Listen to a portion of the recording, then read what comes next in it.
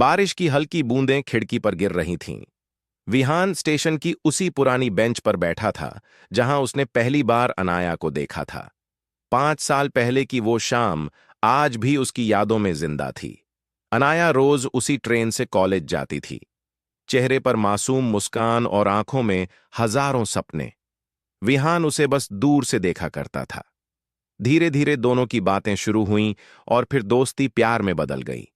दोनों घंटों फोन पर बातें करते, साथ में चाय पीते और भविष्य के सपने देखते।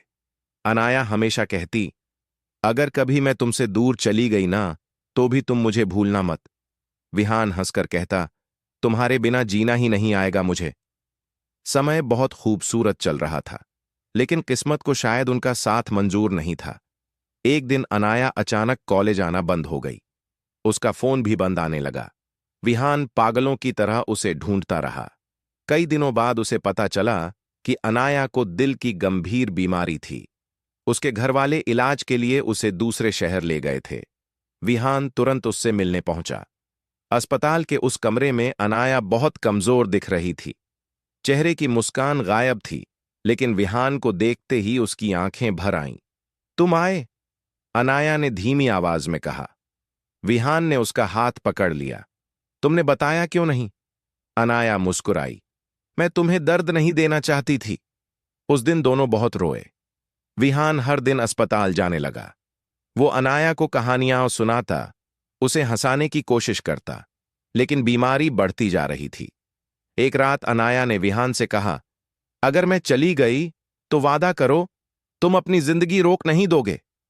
विहान रोते हुए बोला, ऐसी बातें मत करो, तुम ठीक हो जाओगी। अनाया ने कांपते हाथों से एक छोटी डायरी उसे दी। मेरे जाने के बाद पढ़ना। कुछ दिनों बाद अनाया इस दुनिया को छोड़कर चली गई। विहान पूरी तरह टूट चुका था।